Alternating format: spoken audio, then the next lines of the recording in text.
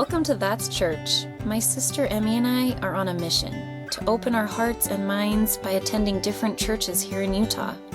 We're talking to the beautiful people that make their church a community.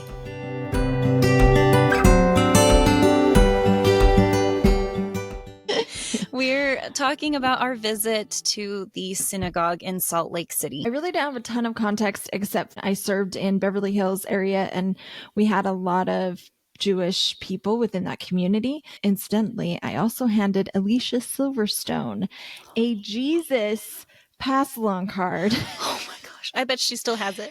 and I knew ahead of time she was Jewish. Little embarrassing. Oh, I didn't know that. Little embarrassing knowing that. I mean, still got to meet her though, so to it. Score. I still met her. We were like walking along a mountainy path, and it was so pretty. Like I think it was like in Bel Air, and it was gorgeous. And she was walking with the guy, and the guy like immediately like stood in front of her, like maybe he was like her bodyguard or something. But anyway, gave her Alicia card with the mountains She's behind Jewish. her. Sounds just like, It really was. Best day of your life. It was one of those moments. I worked in the visitor center, in the Temple Visitor Center, and the senior couple would have meetings with the Jewish community and invite them. And we had the Dead Sea Scrolls there for a little while. Anyway, we had some conferences with the Jewish community, and I remember the baklava was absolutely insanely delicious. And it was the first time I'd had baklava. And I remember thinking the people were kind of gruff, like more gruff than I was used to. And I really liked it. Like, I just felt like they, I don't know, I felt very comfortable with them. And I'm kind of generalizing here, but we also went to their synagogue once, I believe, and they held like a conference for us. And one thing that was a little surprising to me, they were all drunk. And I was like, oh, this is interesting. It was shocking to a missionary. Yeah. Yeah, for me, like, for sure. This is a religious meeting or party or whatever, and there's alcohol involved. And it was super fun to watch, though. And missionary me was not like other missionaries. I was a little more excited to be there and see different things and different cultures. And anyway, so that's so the only cool. context that I have, really. And we really didn't know what to expect. So we went in and it was really cool. I really loved like the richness of the tradition there. You can just feel that it goes back thousands of years. It just has that richness to it. It's different. I think our church has a lot of tradition and ceremonies and things like that, but it's a little bit of a different feel. Yeah, I'm realizing how young of a church our religion is, like Krishna and all of these other religions. I'm like, oh, we're fairly new to the scene, you know, in the span of time anyway. Yes. So I'm gathering what I got from yours was Alicia Silverstone, drunk, gruff people. Just kidding. I'm just kidding. The thing is Very like, nice. We really do just have sort of like a caricature, at least I do, a caricature of what Judaism is based off of movies and shows that I've seen. And so it is so different to go and visit and see it for yourself and see that like they're just worshiping. And that's how I feel every church we go to. I'm like, these people are just trying to connect to the divine. We're all just doing it in different ways. And all of those things that maybe seemed like weird or obscure to me in the past, I now see as like, oh, these are precious things to them. Like these traditions. And like you said, they go back thousands of years. I mean, think of that. Think of the lineage passed down, all these traditions passed down for that many years. They're very precious things to them. So the first thing I noticed when we got to the synagogue was the level of security. They had a police car out front with its lights on, and they handed out a pamphlet that said what to do in an emergency situation. And we had heard that they had received threats. We also visited a mosque this week, and it's just been so eye-opening to see the level of mourning and pain that is happening in both of these religious communities. And they're just grieving the loss of some of them, their family members, some of them, their friends. These are both very tight-knit communities. And if you decide to go and visit a mosque or a synagogue, just know that it means so much to the members. Just being there and showing your support and love during this time, it means a lot to them. We had multiple people tell us how much it meant to them. And sometimes that looks different. Like, it doesn't have to be visiting their mosque or synagogue. It can also be writing an email to them. One of the staff at the synagogue told me that emails, like she's gotten multiple emails, kind emails, some not so kind emails, but also multiple kind emails that they print out and they put up for their staff to see and their members to see, because it reminds them that there's good out there and that they have support. And so all of that stuff, anything that you can do to support both communities or either community is very valuable and wanted and needed right now. They need to know they're loved and they're seen. So, Amen to that. So when we visited beforehand, they have like a, it almost feels like a ward party, what we'd call in our religion, a ward party, but it's just a meal that the congregation has before the service. And we sat at a table with two of the congregants, and they were so kind and very welcoming. And the meal was vegetarian because, of course, this is a kosher congregation. And this was interesting because multiple of the religions that we've visited have had college students there who are either in a religions class or religious history. So there was quite a few students at the service we attended. It's kind of nice. And it does make us both feel like less of outsiders to know like, oh, we're not the only ones visiting. We're not the only ones intrigued by this stuff. So that was kind of cool. So we had some students at our table as well. And I've really enjoyed the meals shared with the people of these different religions. Like that for me is a big part of the experience, because that's where the conversations happen and where we can sit and talk about the differences in our religions. And it's just very, I don't know, it's very unifying. Yes, I think food really can bring people together. And that for sure has been a big thing for us. And the people there were so kind and so helpful. And I thought it was really interesting. They actually talked to us about the fact that they have staff, and they really respect that within the LDS church that we are given callings. And one of the staff members I talked to was like, I think that is so amazing. And it would make my job so much easier if there were more people involved. And she really was very respectful and had a lot of admiration for our church. She lived in California and did something completely different, I think, within business, and decided that she's always been Jewish, decided she wanted a career move and moved to Utah, was offered this job and took it. So, super interesting. She was talking to us and I said, sorry, we have so many questions. And she said, nope, that's part of my job. And it was very genuine, and she was so kind. And one thing I noticed with her that was very, very impressive to me is she knew a lot about our church.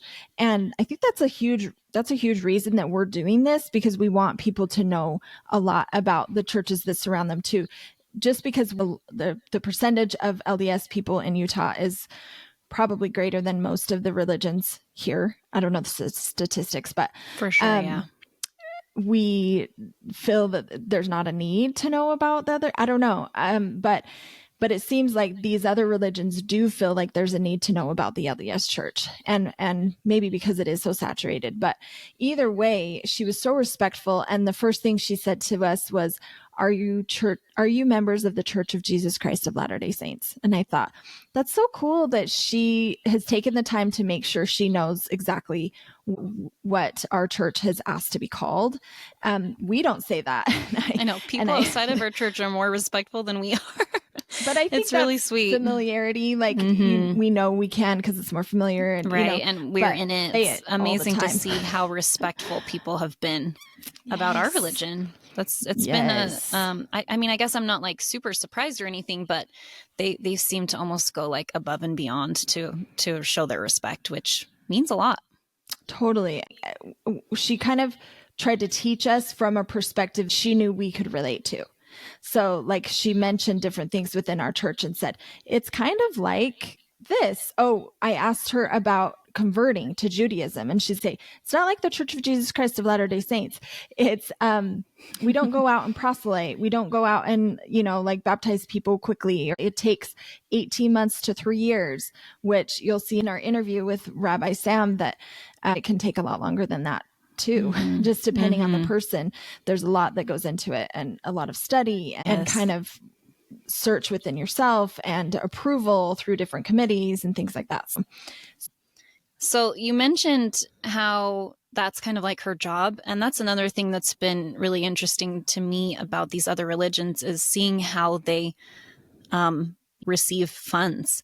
Because in our church, we have tithing. I know that not everybody pays tithing in the same way in our church, but in general, you're supposed to pay 10% of your income to the church.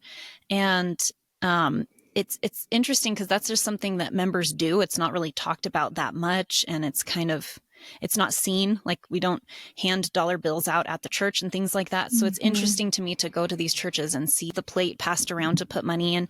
And it's just been like, I've always wanted to do that. I made Ashley let me put it in one time in one of them, because she had money and I didn't. So I was let me do it. Here you go, little girl. You can do it. But it's like pushing the button in the elevator. Yes, exactly. It is though, like, and I'm not trying to, again, all I have to go off of is my own religion here, but that has been an interesting shift in me to realize that, in some of these churches, they pass around a collection plate to put money in, or they have envelopes where you can put your money directly in that and leave it on the pew. Like, there are so many ways that they receive funds. And the old me might have thought like, oh, that's weird to have dollar bills out at the church, or that's weird for someone to work at a synagogue and that's their job that they're paid for. But I don't feel that way. I really don't. And it doesn't feel like disingenuous in any way for her to be working there and also helping us, like, as her job. It felt very natural. And these churches are pretty, I mean, in comparison to the LDS church here, which is so big, a lot of these churches are more tiny, tight-knit communities. And so I'm sure they need funds. And so, donating to them is one way you can do it online, but also it's been really eye-opening to go and donate in different ways. For instance, our meal at the synagogue, I think, was like $10 each. And that also felt very natural. Like, oh yeah, like, this food has to be bought. This food has to be prepared. And so it felt really good to donate and receive that meal, so I guess that's just been an interesting side of it for me too, that I'm sure other people might be intrigued about. One thing too that we noticed is we were first looking at like classes. There were classes to learn Hebrew. So that's something that is it seems required to convert to Judaism, is to learn Hebrew. I don't know to what extent. I don't think you have to be like totally fluent in it, but you have to at least be willing to learn as much as you can so that you can read their prayers, because it's all in Hebrew. And anyway, it was really interesting. But we noticed there was a flyer, and it said it was like $350 to take a Hebrew class or something. And we were like, whoa, that's kind of expensive to take a class. But then we realized, well, they don't have tithing, they don't expect tithing. So this is one way that they profit, or that, that they're able to continue their service. So it's been really interesting to just see different ways of doing things. Mm-hmm. Yeah. And I mean, people should be paid for their time and efforts, in my opinion. Mm-hmm. I know that that's a tricky subject, especially related to religion, but there's not one way to do it. Mm-hmm. And that's the takeaway. One thing too that I thought of while you were talking is I've really been proud of our church throughout all of this, because a lot of people anyway so far have been really complimentary of our church. And of course there's things about every church that are tricky and difficult, but Rabbi Spector was very complimentary. He's like, I love the LDS church and I have so much respect for it. And we have gotten along very well. And the LDS church has done a lot for me. And same with Krishna. He spoke very highly of the LDS church. And anyway, that's been interesting and actually kind of surprising to me. I didn't know how they would feel about our church. And I'm sure we won't have that every time, but that's been our experience so far, which has been neat.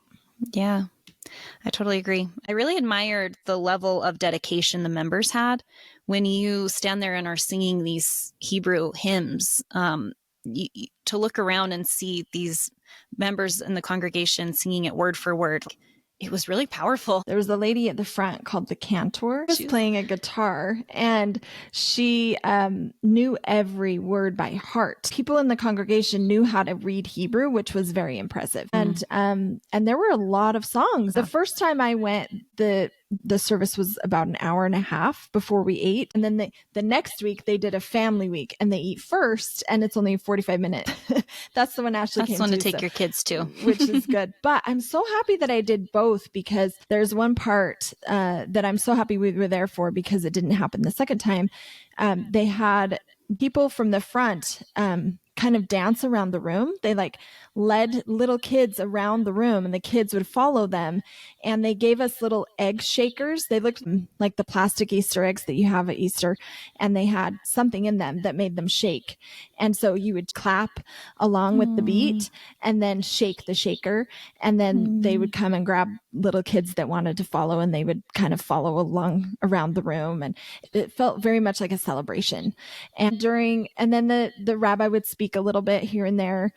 And then they did a part with the ark. So they had like an ark behind like a glass thing, and they opened that glass up, and we're facing east, which is very important to them.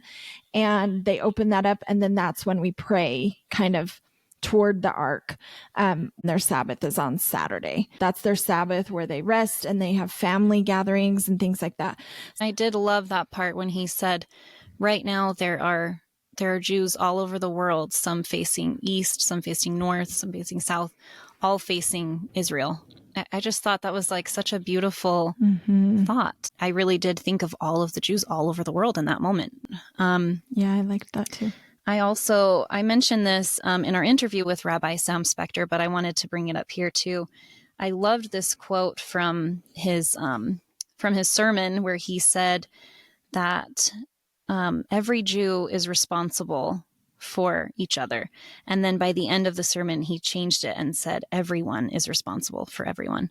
And it just, the biggest takeaway, I should say, with Judaism was the everyone working towards the same goal. Everyone working to better the world is what it felt like. And we'll hear more about this in his interview, because it is incredible. You guys, you're going to love it. There was just so many insightful things said. But one of the biggest things was just the taking care of each other. And the word responsible has come up quite a few times in my mind since we've started this whole journey of traveling to different religions. Probably because it's a word that I've kind of run away from all my life, like the word responsibility. I'm a child at heart. And I met my husband when I was 17, and I always said that like he was the responsible one. Like, it's your job to be responsible. And that fits him very well. But I think that word takes on a whole new meaning in religion. And at least for myself, I noticed we had Sam Spector talking about being responsible for everyone. And then in our Krishna episode, Charu talks about how he met the guru and had to take responsibility for himself and his own actions. And so I've just been thinking lately, like, wow, I am really grateful for responsibilities, which is so weird for me to say as the spontaneous Libra that I am. Yeah. I am grateful for that. And I think that it can be hard sometimes to take responsibility for our actions, and it can be hard sometimes to take responsibility for our loved ones. But we have to, like, you're my sister and I'm responsible for you and you're responsible for me.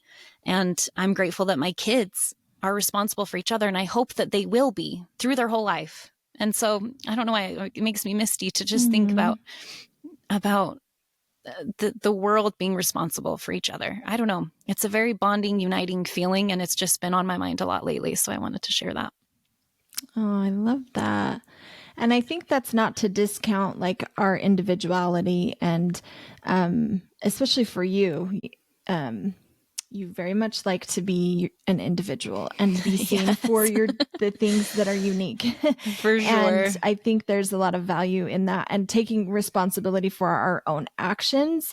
But I love the idea of like, I'm watching over you and I'm paying attention to you and your needs, and I'm responsible for my actions in the way that I respond to you.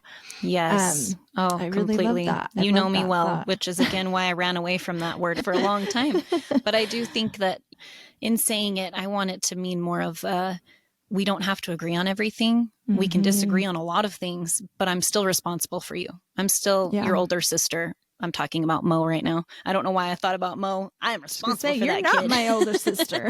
But you are responsible for me, and we all are. Like, it's just the thought of taking care of each other. But I think the word responsible has a little more of a weight to it. And I think it's okay that it does, you know? Yeah. I think it's okay to feel that heaviness sometimes, to know, like I said, I hope that, so sweet, that Birdie will take care of Leo in the future. She might not love that, but that's her responsibility. Yeah. Anyway. I love that. I love that thought. One thing too that I really liked that they did that is similar to our church is they had, so we do a prayer roll in our temples where we can call or we can go to the temple and give names of people that are afflicted in some way, that are sick or struggling. And then in the temple, we pray for them. And in the Jewish synagogue, they did that, but I loved the way they did it. The rabbi would stand up at the front and then say, like, throw out a name that needs to be prayed for. And he would point across the room and then people would stand up, right? They stand up. Yes. Oh, I'm so glad you're saying this. I forgot about this for a minute, and I loved this. He would just sort of scan the room with his hand. When his hand kind of pointed to you, you would stand up and say the name of a person. People weren't afraid to say the names. Like even the rabbi said a woman's name with the last name Spector. So like it wasn't anything to be ashamed of, which I thought was interesting because sometimes I'll go to the temple and like write a name on the prayer list and like hurry and fold it up so nobody sees it and hurry and put it in the little box because I don't want people to think that there's anything wrong with this person. And I liked the vulnerability of it, that like, hey, we're all human. We're all going to be on that paper someday, you know, like sometimes. And a lot of times in the temple, I put my name. Like, I need some extra prayers. Put a few of my names in there. Extra, please. Anyway, I just thought that was so beautiful and connecting and vulnerable and just really sweet. He also at one point had everyone stand who had been negatively affected by what's going on in Israel and Gaza. And I was shocked that like more than, I think most of the people there stood up. And me and Emmy just sat there and I just felt my heart pounding in my chest and tears come to my eyes because we have no idea how deep the connections and bonds are in such a tight-knit community like Judaism. So that was very, very humbling to witness. And it wasn't just like, do you have people that have been affected? It was like, do you have people that you know that have been affected directly? Like, and it was almost everyone. It was really eye-opening. It made it very real and very personal. And yeah, I think that there's a lot of negativity being thrown around right now online and everywhere. And I think that we can't let the violence happening right now turn into more violence. Like let's just try to create unity and peace, and while also talking about the difficult things, you know, like I think people right now are afraid to have these conversations with people, but you know, where are we going to get if we can't even have a conversation? Right. So yeah, so sad. And also this week we visited the Islamic Center of Utah, and we are going to interview 2 Muslim members from that congregation as well. And that will be very eye-opening. So, you know, we're here to learn with you guys. We admit from the beginning that we're not religious experts. We are just 2 very curious Latter-day Saint women who want to know more about the religions around us. And so we're just grateful that you guys are on this journey with us. Yeah. I think you will be really excited to learn from the rabbi in these next interviews. He is amazing and has a lot of really great wisdom to share. We went to a meet and greet with some people within the LDS community. They had previously been to a conference, and the rabbi spoke, blessed our community, which was so touching to them. And they said it was just so beautiful. And they said at the time we had just started the podcast, and they said, I hope you get to interview him. And we're so grateful that we were able to do that. And he does stand up to the hype. He's absolutely incredible. And we really learned a lot from him. So be excited for these next two interviews. We are super stoked. One other thing that I thought was really interesting during the ceremony, I really love rituals, and it was so fun. It's so fun to see the rituals in all of these communities. We were talking about when we went to the Islamic Center, the rituals were my very favorite part. Within the Catholic Church as well, there's a lot of rituals within the Catholic Church. And they're rituals that maybe I wouldn't want to do every week or every day or whatever, but so interesting and intriguing to see them, because I love that they are bringing people together, and it's a group of people that are doing the same thing in the name of something good. And I think there's so much value in that. One of the rituals that they did that I thought was so interesting, and we say this a lot, but the connections and the similarities surprised me a lot. The bread and water. So he did almost like a communion type of thing, but only the rabbi took it. So he had a big loaf of bread that looked absolutely delicious. I thought it was fake at first. And it was like woven. It's like braided bread. I was like, my mouth's watering. It was so beautiful. And I feel like there's symbolism there. We just don't know. Yeah. But it was like a woven bread. And they did some lighting of candles, and some little kids came up the second time and lit the candle. The first time they had war veterans come up and light the candle. And then he broke the bread and ate it himself, but then he drank from like a goblet. And I don't know if it was water or wine or grape juice, or I don't know what it was, but I thought it was really cool that it was very similar to our communion that we take, but in a different form and a different way, and a non-Christian type of way, but it was still had some connections to our own traditions and rituals. Yes.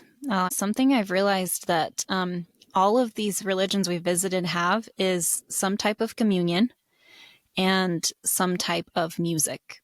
And even Krishna, which is not considered a religion, but more of a consciousness, had a kind of communion feel, something ritualistically that they do every ceremony. So I would love to learn more about what those exact rituals mean.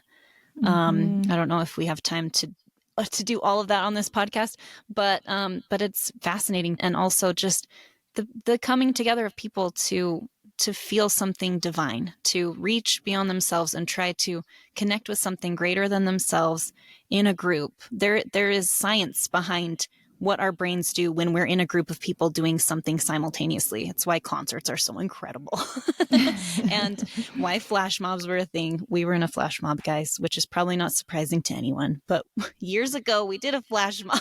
We're such losers. They were so much fun, though. It was so much fun. No regrets. Like, they're cringy to watch now, but no regrets. Like, one of the best things I ever did in my life. But it's doing something in unison in a group of people together. There's power in that. That's church, Ash. That's church. Mic drop. In the what is the scripture? Where two or more gather together. In my name, where two or more are gathered together, and that comes in different forms. And that's what this podcast is, because that can be in nature, that can be two or more. I think even if you're alone in nature, that's you and God. You're gathered together, and the squirrels in the name of something good, And or at a concert, there's power in or that. at a book club, wherever you can feel love and unity. God is there. Something divine is happening there. Yeah. Love it. Love it. All right. That's it. Church. Wrap it up. Church.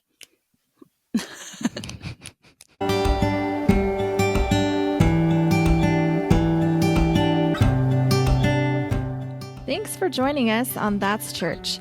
Be sure to follow us on Instagram at That's Church Podcast for more updates, insights, and a glimpse into the diverse spiritual tapestry of Utah. Let's keep the conversation going, because we believe that gaining knowledge of other religions does not diminish our own faith, but can instead enrich our spirituality.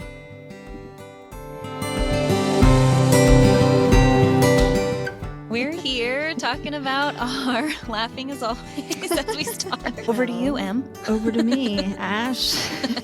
Newscaster. Emilie with the weather. What is it called? The bowl. I can't remember what it's called, but see the plate. Yes, the plate passed around to put money in. And it's just been like... I've always wanted to do that. Here you go, little girl. You can do it. I think some people... plate. Sorry. Oh, collection plate. Collection plate. Sorry. Should I redo that whole Start thing? over with that. Or what I was at now. Excited. Hang on, Rabbi Spector, or Sam, Rabbi Spector. That's church. Mic drop. Something divine is happening there. All right. Wrap that's it. Church. Wrap That's it up. church.